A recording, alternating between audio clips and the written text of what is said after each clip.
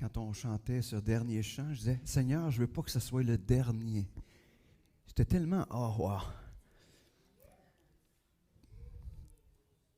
Tellement c'était, ouf, ça venait chercher des choses importantes. Et je trouve ça tellement super en même temps que ce soit le dernier chant, parce que d'une certaine manière, ce matin, en parlant de la toute-puissance de Dieu, on ne peut pas déconnecter la toute-puissance de Dieu à l'abondance de la grâce de Dieu. Ce Dieu qui est rempli de grâce et aussi ce Dieu tout-puissant, c'est ce qui fait encore, nous révèle encore d'une manière encore plus grandiose la grâce de Dieu. Sa grâce est encore plus grande parce que sa puissance est tellement, wow. Donc, quand j'étais petit, je disais que mon père, c'était le plus fort. Et je le crois encore.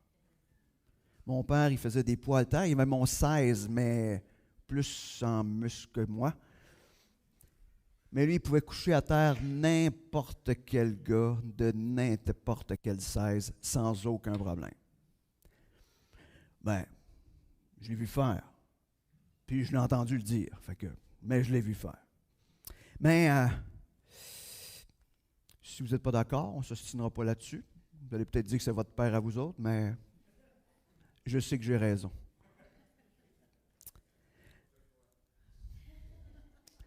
Mais on dit que, quand on regarde, on dit que l'homme le plus fort du monde de tous les temps, c'est un Québécois, on dit que c'est Louis Cyr, qui a vécu de 1863 à 1912. Il était originaire de Québec.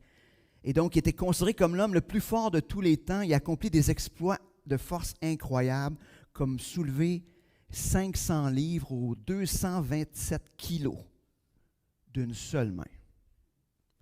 Je pense que mon père, là, non, ok, mais il a même soulevé une plateforme qui avait 18 hommes dessus, sur ses épaules. Imaginez. Fait qu'on le considère dans l'histoire du monde qui était l'homme le plus fort. D'autres ont fait d'autres exploits de force.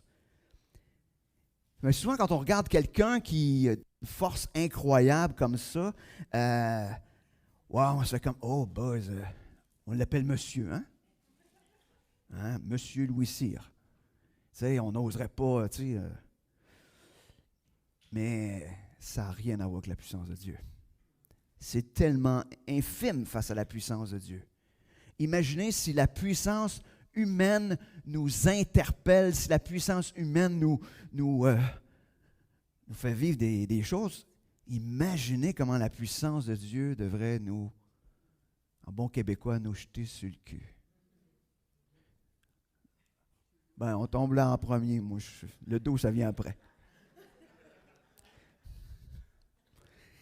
Il paraît qu'il ne faut pas dire ça le dimanche, mais moi, ceux qui me connaissent savent qu'il n'y a pas beaucoup de mots que je m'empêche de dire.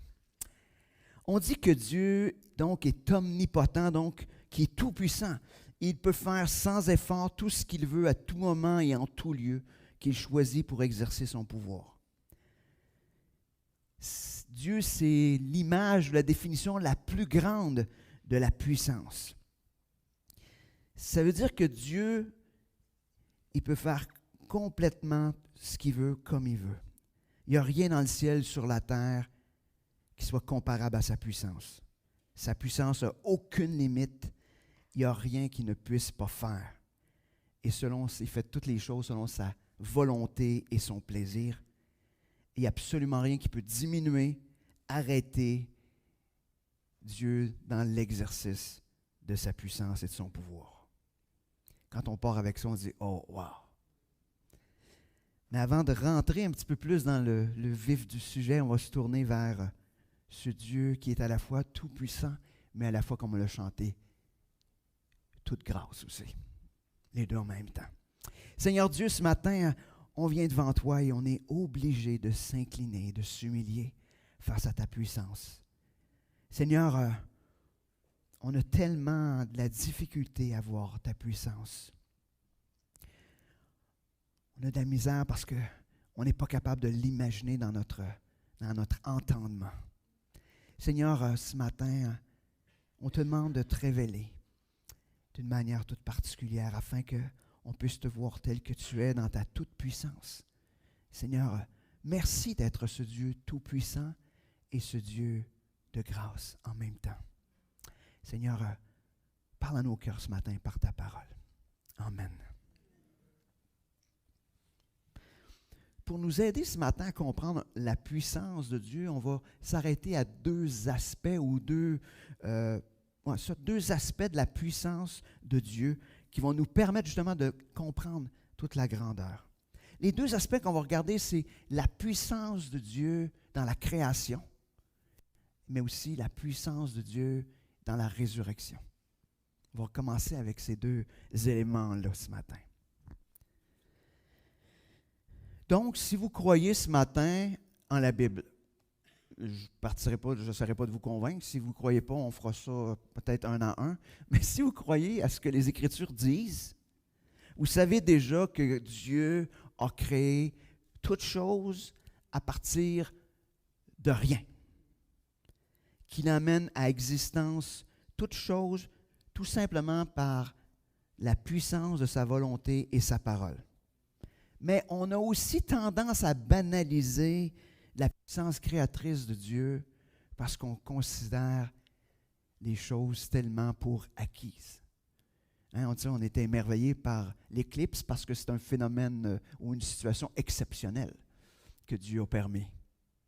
Mais tout le monde est arrêté. Comme je disais en humour tantôt, je dis c'est le moment où que j'ai vu le plus de monde dans Saint-Liboire lever les yeux vers le ciel. Mais imaginez, Dieu manifeste sa puissance pas juste parce qu'il y a une éclipse solaire. Sa puissance se manifeste au quotidien dans vos existences de toutes sortes de manières. Mais on a tellement tendance à considérer Dieu d'une manière plus infime ou plus petite. Dans Genèse 1, versets 1 à 3, on peut lire « Au commencement, Dieu créa le ciel et la terre. La terre était informe et vide, il y avait des ténèbres à la surface de l'abîme, mais l'Esprit de Dieu planait au-dessus des eaux. Dieu dit que la lumière soit, la lumière fut. » Et quand on continue, on voit Dieu dit. Par sa parole, Dieu crée les choses. Ça n'a rien à voir avec ce que nous, on dit quand on dit « on crée des choses. » C'est pas à partir de rien, hein? Même les œuvres d'art, c'est à partir de ce que notre regard voit. Premièrement, ça commence parce qu'on a des yeux que Dieu nous a donnés pour être capable d'interpréter. Puis oui, on peut l'interpréter avec notre imagination par la suite. Mais il y a toujours quelque chose qui est là. Puis même quand on va créer, quand Elisabeth a peint, elle n'a pas inventé la peinture. Elle fait juste mettre les couleurs ensemble, les agencer pour faire ressortir ce qu'elle veut qu'on puisse voir et observer. Puis souvent, elle va faire une peinture de quelque chose que l'œil nu pourrait voir le plus proche possible. Mais Dieu, il crée à partir de rien. Et quand on considère pour acquis la création, c'est là que les problèmes commencent. Parce qu'on se met à croire que tout nous est dû. Tu sais, quand on est là, c'est là, regarde, tu sais, il devrait faire beau, il devrait faire plus chaud, il devrait, tu sais, on est bon sur la température, nous autres, hein. Tu sais, on est bon pour chialer. Malheureusement, oui. On ne devrait pas être les meilleurs, mais c'est ce qui se passe quand même. Mais Dieu exerce sa puissance dans la nature, dans la création, puis dans comment il la fait s'exercer, la maintient aussi. L'histoire de Job nous remet un petit peu en question, ou remet plutôt les yeux à la bonne place face à ce Dieu créateur et nous qui sommes ses créatures. On va aller dans Job 38. Dieu, il commence avec une première question, c'est « Où étais-tu? » On va lire 4 à 11. « Où étais-tu quand je fondais la terre? Déclare-le si tu le sais avec ton intelligence. Qui en a fixé les mesures, le sais-tu? Ou qui a étendu sur elle le cordeau? Dans quoi ses bases sont-elles enfoncées? Ou qui en a posé la pierre angulaire? Alors qu'ensemble les étoiles du matin éclataient en chants de triomphe et que tous les fils de Dieu lançaient des acclamations, qui a fermé la mer avec des portes quand elle s'élançait au sortir du sein maternel? Quand je fis de la nuée son vêtement et de l'obscurité ses langes? Quand je lui fixais mes prescriptions et que je lui mis des verrous et des portes? Quand je dis, tu viendras jusqu'ici, tu n'iras pas au-delà. Ici s'arrêtera l'orgueil de tes flots. » Wow! Tout ce bloc-là, hein, ça part du... T'étais où quand j'ai fait ça? T'étais où? T'étais où pour discuter de ma puissance? T'étais où?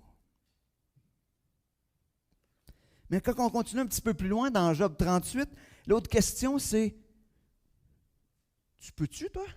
Hein? C'est ce que Dieu est en train d'un peu soulever avec Job. Verset 31. Peux-tu nouer les liens des Pléiades ou dénouer les cordages d'Orion? Fais-tu paraître en leur temps les constellations? Et conduis-tu la grande ours avec ses petits? Connais-tu les lois du ciel? Fais-tu attention à la terre et à son organisation? Élèves-tu la voix jusqu'au nuage pour que des torrents d'eau te recouvrent? Envoies-tu les éclairs pour qu'ils partent? Te disent-ils, nous voici? Tu peux-tu? Hein? Deux questions importantes. Tu étais où? Puis tu peux-tu faire ça, toi? Hein? C'est un petit peu le challenge que Dieu lance à Job. Puis Job, qu'est-ce qu'il avait à répondre à tout cela? Rien. Obligé d'admettre, je n'étais pas là quand tu as exercé ta puissance à la création du monde. Puis moi, je ne suis pas capable d'accomplir ce que tu as accompli. Comment voyons-nous la toute-puissance de Dieu ce matin? Est-ce que nous sommes en train de vouloir négocier avec Dieu ou est-ce que nous nous plaçons dans une position humble? Dire, « Wow, Dieu, je ne peux pas rivaliser avec tout ça et merci de l'avoir fait. Et merci de prendre soin de tout ça. » Puis si Dieu est tout-puissant et il a créé toutes choses,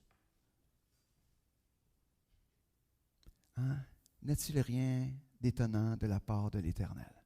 Hein?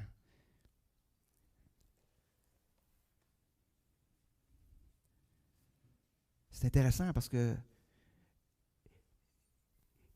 ça nous emmène dans le domaine de l'impossible. Hein? Je ne sais pas si vous vous arrêtez à ça. Ça nous amène dans quelque chose qu'on ne peut pas imaginer avec notre intelligence. L'autre aspect qui est la puissance de la résurrection. Lorsque nous nous arrêtons à la puissance de Dieu lors de la résurrection de Christ, on est confronté à notre plus grand ennemi et notre plus grande impuissance, la mort. Personne n'a beaucoup de pouvoir là-dessus, hein, sur la mort. On ne connaît pas notre date d'expiration. Hein. On ne peut pas lire le numéro, le code barre en arrière de la tête. On n'est pas capable de faire ça. On ne sait pas notre date de fin. Puis on n'a pas de pouvoir sur la mort. On n'en a pas. Imaginez, on ne va pas là des fois dans notre réflexion, mais imaginez que Christ a été 3 jours au tombeau. Je ne sais pas si vous savez, mais 3 jours au tombeau, c'est suffisant pour entamer tout le processus de décomposition. Ça ne prend pas beaucoup d'heures pour que le cerveau, une fois qu'il a arrêté de marcher, que ça ressemble à de la gelée, là, que les muscles se durcissent, qu'il n'y ait plus rien à faire, que le sang coagule dans les veines. Là, je ne vais pas vous faire peur ce matin, là, mais 3 jours, c'est suffisant pour que les odeurs commencent à être là.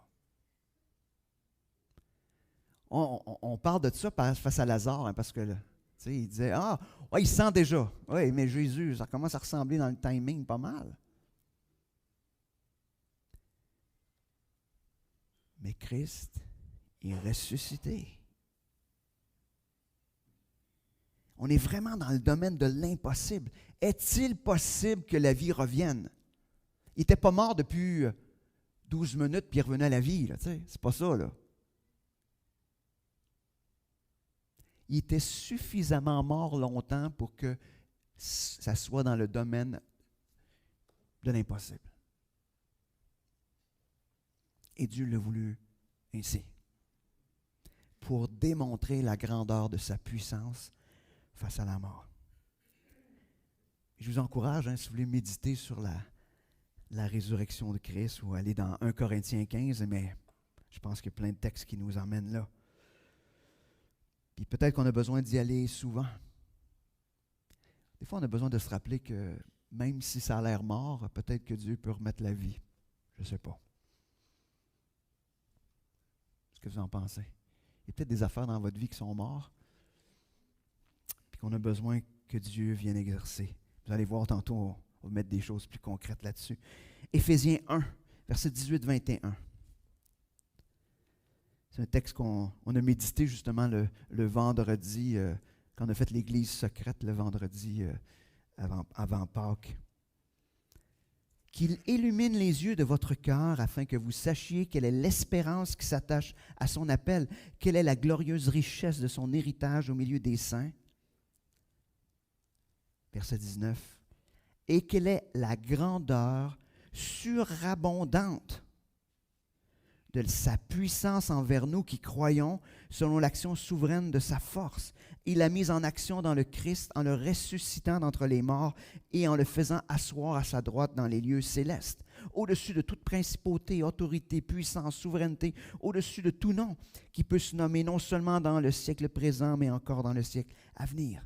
Imaginez, il parle de la grandeur surabondante de sa puissance. Quand on est rendu à utiliser ces deux mots-là ensemble, ça veut dire qu'il n'y a pas beaucoup de... Ça veut dire qu'il n'y a plus de mots, là. Hein?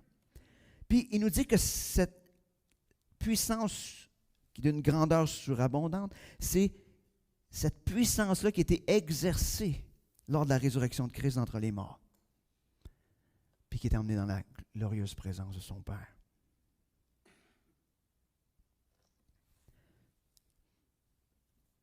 Vous êtes-vous déjà arrêté au fait que la plus grande puissance manifestée, c'est la puissance de la résurrection? Mon Père n'est pas le plus fort. Loin de là.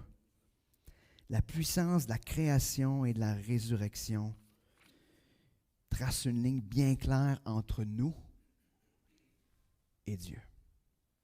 Entre le Dieu Tout-Puissant et nous qui sommes sa création, ses créatures. Puis, je ne sais pas si on a de la misère à se situer là. Hein? On a l'impression que des fois, on est maître de pas mal de choses dans notre vie. Hein? Je ne sais pas si vous êtes comme ça, mais on pense que les choses devraient arriver, puis on oublie le décalage important. Chaque jour, nous devrions être bien humbles face à ce que Dieu décide de faire. Et si Dieu est tout-puissant, et Dieu, on l'a vu, qui était souverain, tout-puissant et souverain, je ne sais pas, mais après ça, là, c'est difficile de s'obstiner avec lui. Parce qu'il va accomplir les choses parfaitement de la bonne manière pour accomplir son plan, puis il va le faire avec toute sa puissance. Une fois, je m'imaginais... il y avait un film qui avait été fait sur un tsunami là, qui rentre en Asie, là, puis qui rentre, puis qui ravage. Là. Puis je me dis, quelle puissance déployée. Hein? Un tsunami, quand ça rentre, il n'y a rien qui résiste. Hein? Mais la puissance de Dieu, je crois que c'est pas mal plus que ça. Puis nous, on est là, puis on dit, Seigneur, moi c'est ça que je veux. Tu ne vois pas la vague qui est là? Si Dieu s'en va par là, mon homme, c'est par là que tu t'en vas. Puis c'est pas quelque chose de... Dieu n'est pas correct parce que ça. Non, non. Parce qu'il sait parfaitement c'est quoi qui est le mieux pour accomplir son plan, puis il veut s'en aller là. Fait que je pense qu'on est mieux de se mettre dans le sens de la vague. Je pense. Je pense. Donc, on a besoin de garder ça continuellement dans notre pensée, la puissance créatrice et la puissance à la résurrection. Juste pour nous aider peut-être à vivre à la lumière de la puissance de Dieu, parce qu'on va essayer d'être le plus pratico-pratique possible. On va regarder ensemble 6 vérités. Peut-être que je vais les passer rapidement, mais 6 vérités qui vont nous aider à vivre en considérant la puissance de Dieu. Première vérité, c'est nous sommes tous sans exception tentés de douter de la puissance de Dieu. Ça a commencé il y a longtemps, hein? Adam et Ève. Ils ont dit, « Hey, nous autres, on est aussi capables de décider ce qui est bien ou de ce qui est mal. » Ils ont cru pendant quelques instants qu'ils pouvaient, eux aussi, à l'égalité de Dieu, avoir la capacité et la puissance de décider sur toute chose. Puis le reste, juste continuer à se détériorer. Pourquoi aussi, des fois, on peut douter? Parce qu'il y a des choses qui sont naturellement impossibles. On prend juste à l'histoire avec Sarah et Abraham, quand l'ange est venu leur annoncer qu'il était pour avoir un fils.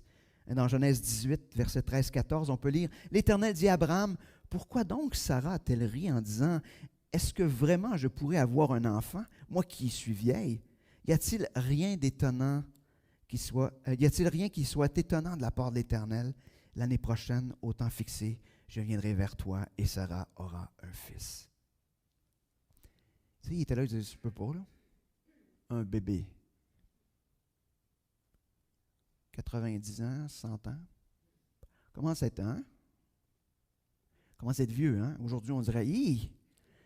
Je pense que c'est fané un peu. Je pense. Je voulais être gentil, dire juste fané. Je voulais être respectueux. Mais c'est impossible. Aujourd'hui, ça serait impossible, mais ça l'était aussi. C'est pas parce qu'il vivait plus vieux que ça devenait plus possible. C'était impossible. Donc, douter. Des fois aussi, on peut douter parce que, à cause de notre cœur, à cause du temps que ça prend, on aurait pu utiliser ça aussi dans l'histoire d'Abraham et de Sarah. Mais dans Exode 6-9, quand Moïse arrive, puis il va voir le peuple, puis il dit, « Vous allez être délivrés d'Égypte. » Dans Exode 6-9, on peut lire, « C'est ainsi que Moïse parla aux Israélites, mais ils n'écoutèrent pas Moïse à cause de leur impatience et de leur dure servitude. » Ils n'étaient pas capables de croire que Dieu agirait avec puissance parce que ça faisait longtemps. Ils n'étaient plus capables d'attendre. Plus capables, puis intérieurement, leur cœur était rendu froid. Est-ce que des fois, on se met à douter de la puissance de Dieu parce que ça prend du temps? Parce qu'on ne voit pas les choses arriver? Est-ce que ça vient jouer sur la puissance de Dieu? Non. Dieu agit en son temps parfaitement. Qu'est-ce qui se passe quand on se met à douter? Ben, on fait comme Abraham, hein? On prend des choses en main. On prend les choses en main. Puis on se dit, moi, je vais faire des choses. Mais ça donne les résultats qu'on connaît. N'oublions pas, Dieu est souverain, Dieu est tout-puissant, donc il va accomplir les choses avec puissance dans le moment qu'il a décidé. Deuxième chose, nous devons voir la puissance de Dieu. La puissance de Dieu doit être notre paire de lunettes par lequel on interprète le monde, puis par laquelle on est défini dans notre identité. La question, en effet, c'est aujourd'hui, est-ce que vous faites confiance à votre puissance ou à la puissance de Dieu? Il me semble que comme enfant de Dieu, il n'y a pas ces deux options-là, il y en a juste une. Tu sais, quand j'étais petit, ma mère elle disait, moi je disais tout le temps, je ne suis pas capable. Elle disait, pas capable, il est mort et enterré. Bien, c'était vrai que je n'étais pas capable, tu sais. Mais on disait, c'était la phrase pour nous encourager à croire qu'on était capable.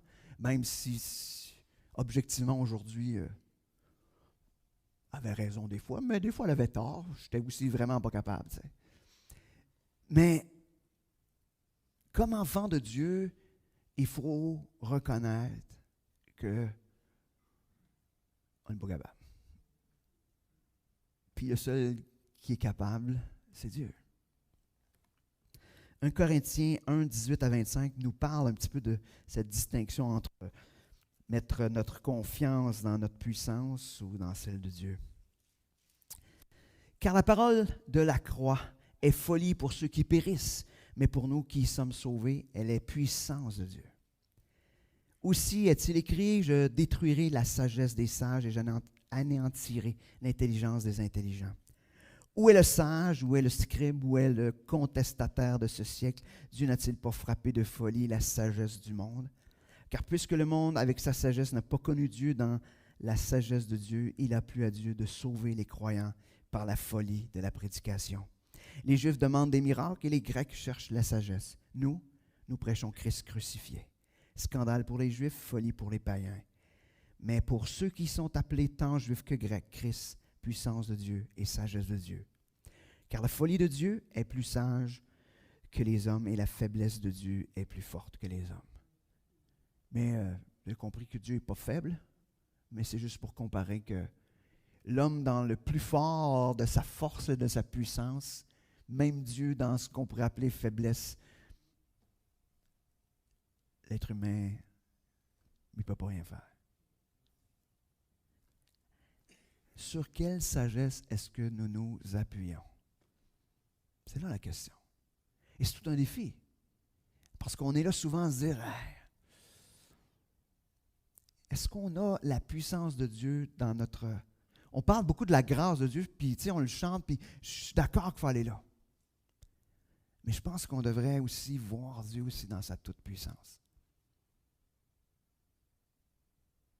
Imaginez, tout-puissant et gracieux. Faites juste ça dans votre tête, méditez ça, là. Puis vous tombez à genoux. C'est clair. On a aussi besoin de comprendre la puissance de Dieu pour notre vie. Si on a de la difficulté à voir, à comprendre la puissance de Dieu dans notre quotidien, malheureusement, il est difficile de faire face au combat spirituel. Savez-vous pourquoi on échoue tant face au combat spirituel? Vous n'avez pas d'idée. Personne n'ose réagir. C'est parce qu'on combat tout seul. Le combat spirituel, par nos propres forces, c'est l'échec. Il n'y a rien d'autre qui va arriver que ça. Dieu vient nous rencontrer dans nos faiblesses avec sa puissance. 2 Timothée 1,7, on peut lire « Car ce n'est pas un esprit de timidité que Dieu nous a donné, mais un esprit de force, d'amour et de sagesse. » Là, ce n'est pas pour se gargariser. Hein. Si vous êtes timide, ce n'est pas ça que ça veut dire. Là. Il y a des gens timides, puis des gens réservés. C'est pas de ça que ça parle. Mais c'est le courage que Dieu nous donne, même si vous êtes des timides et des réservés.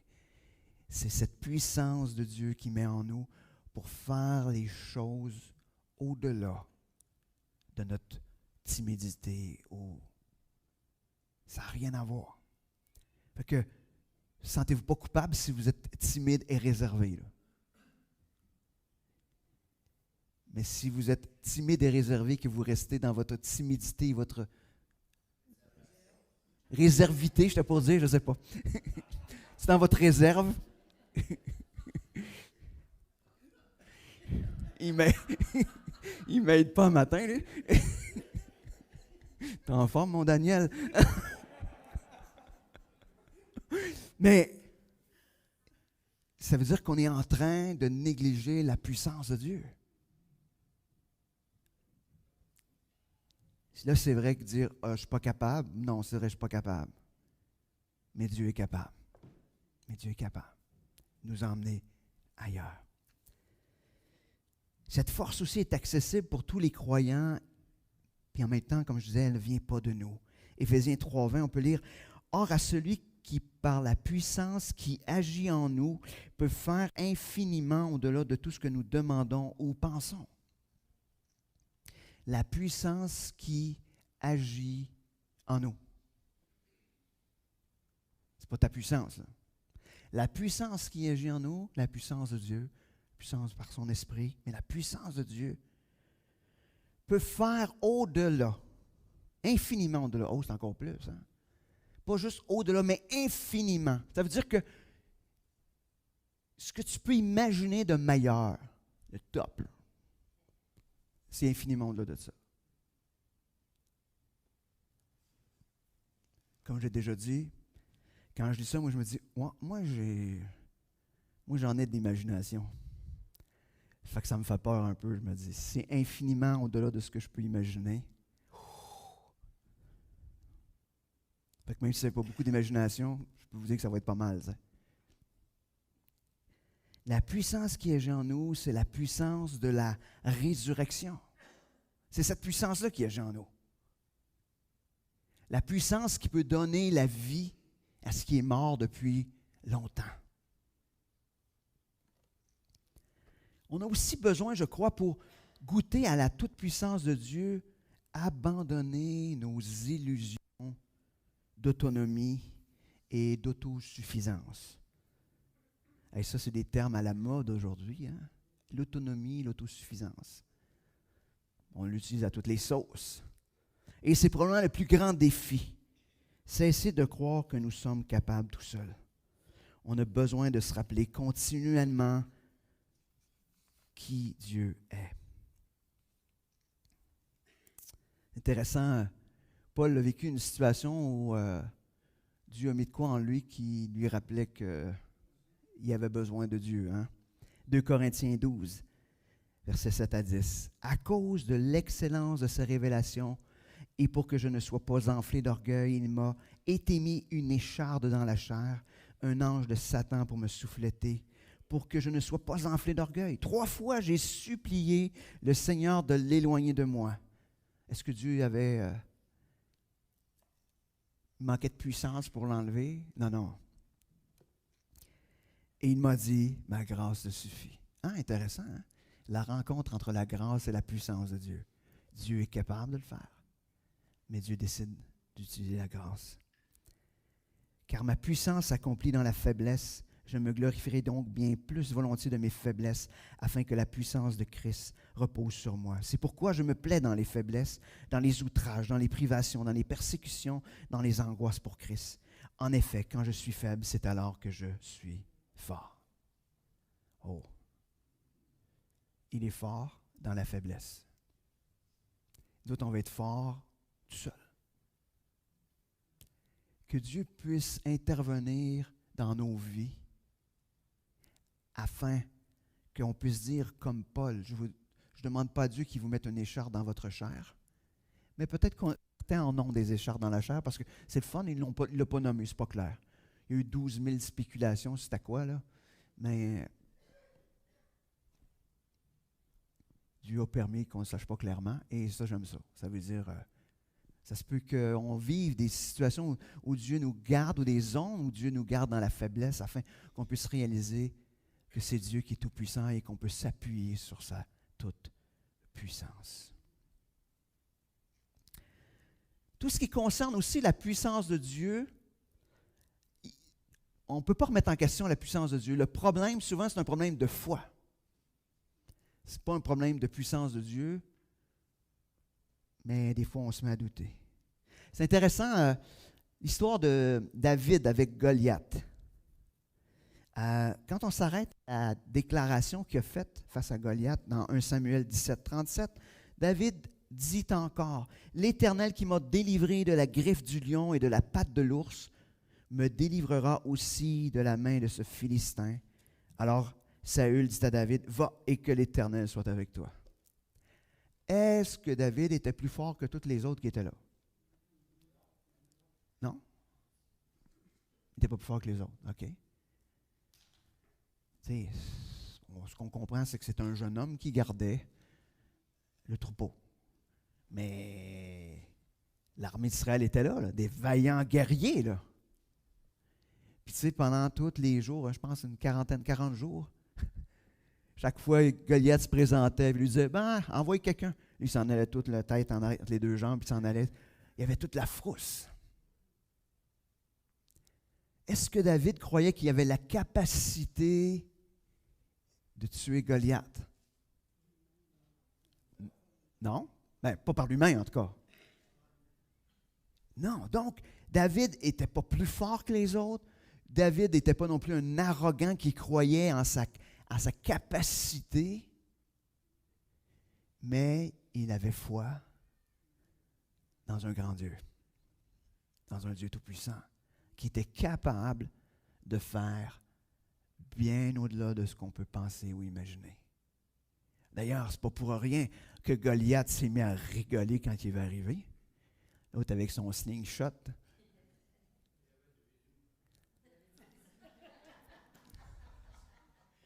Je ne sais pas. Moi, je pense que Dieu a comme enligné la roche à la bonne place. Exact, comme un éclipse, oui. Matin, je ne sais pas. Est-ce que c'est les effets de l'éclipse? Les résidus de l'éclipse ce matin? Ouf! Mais David avait la foi. On dit que la véritable foi commence dans les impossibles, mais là, c'est un impossible. Et Dieu est intervenu. Dieu avait un plan. Sa souveraineté, cette journée-là, s'est appliquée. Sa puissance s'est appliquée. Dieu avait un plan. Autre petit détail, ça se peut que la manière dont Dieu va exercer sa puissance, ça ne fasse pas toujours notre affaire. Je ne veux pas non plus juste vous dire comme ça. Ça arrive. Intéressant, dans les Nombres, Nombre 11, versets 4 à 9, on a du monde qui n'était pas super content de la manière dont la puissance de Dieu s'était manifestée. Les ramassis de gens qui se trouvaient au milieu d'Israël furent remplis de convoitises et même les Israélites recommencèrent à pleurer et dire « Qui nous donnera de la viande à manger? Nous nous souvenons des poissons que nous mangions gratuitement en Égypte, des concombres, des melons, des poireaux, des oignons et de l'ail. Maintenant notre gosier est desséché, plus rien nos yeux ne voient que de la manne. » La manne ressemblait à de la graine de coriandre et avait l'apparence du bdellium.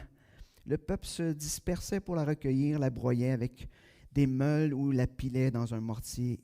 Il la cuisait au pot et en faisait des gâteaux. Elle avait le goût d'un biscuit à l'huile. Quand la rosée descendait la nuit sur le camp, la manne y descendait aussi. Ça a l'air beau, la manne, là. Des biscuits à l'huile. Moi, je ne sais pas là, comment vous êtes, mais moi, je peux déjà vous dire que ça me tourne dans la bouche. Peut-être que je suis difficile. Mais de la manne, ça reste de la manne. Hein? Tu ne peux pas faire n'importe quoi avec ça. Hein? Tu dis, à matin, on mange quoi pour déjeuner? De la manne. Okay. Pour dîner, de la manne. Pour souper, de la manne. Puis, la semaine prochaine, on va manger de la manne encore. Moi, je mange toujours à peu près la même chose pour déjeuner le matin. Puis des fois, je m'écœure même. Je me dis, je suis bien tanné de manger ça. 2 toasts au beurre de peanut. Je ne sais pas comment ça fait d'années. Je pense que ça doit dater de 40 ans, peut-être. Mais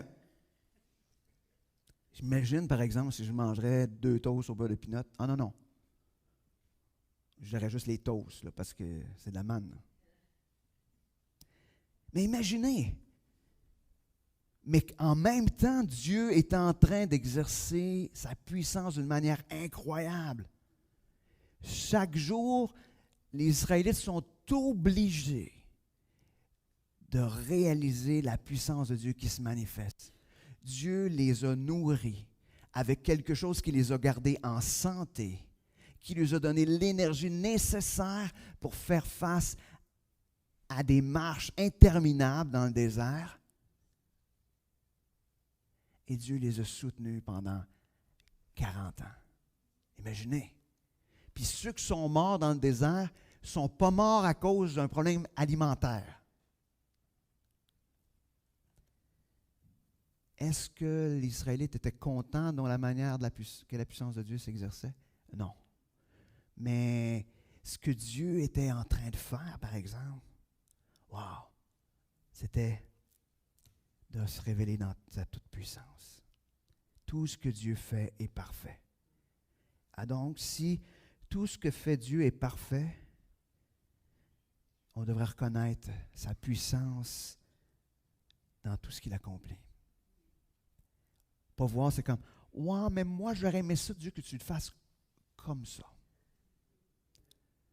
Faites-vous ça des fois? Non? Vous ne dites pas ça, non, c'est sûr. On n'oserait pas dire ça. Mais des fois, on n'est pas tout à fait d'accord dont Dieu manifeste sa puissance. Mais il y a une chose qui est certaine. Après coup, nous sommes en train, on regarde, on dit, wow! On ne sait pas, hein, des fois, pourquoi les choses se passent d'une manière, mais des fois, Dieu nous a soit protégés, ou soit Dieu a fait une intervention qui va transformer notre cœur face à quelque chose. On ne le sait pas. Il va peut-être nous emmener à genoux. Il va peut-être briser notre cœur qui s'endurcit des fois. Mais Dieu exerce sa puissance. Donc, en conclusion, Dieu est tout-puissant. Sa puissance se démontre à la création et à la résurrection. Sa puissance nous rend humbles aussi. Puis de l'autre côté, Dieu est notre Père. Sa puissance se déploie dans notre vie par sa grâce. Notre espérance est immense.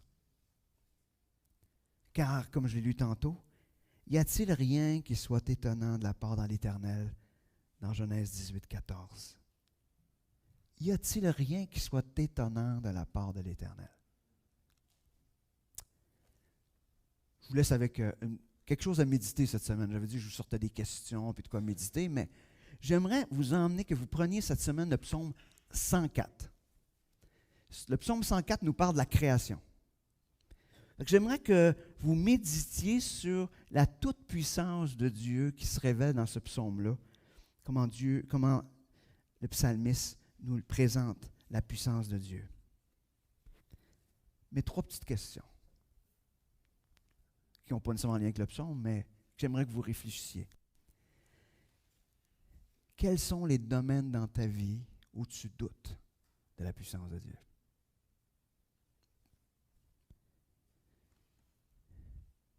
Deuxième chose, je veux vous encourager à prendre chaque jour le temps de faire ressortir des aspects où vous voyez Dieu manifester sa puissance.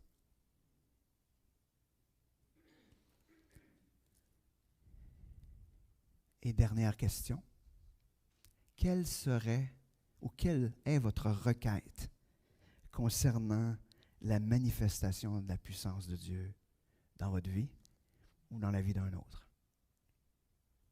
Donc, vos doutes face à la puissance, identifiez les manifestations de la puissance de Dieu. Et troisième, votre requête concernant la puissance de Dieu.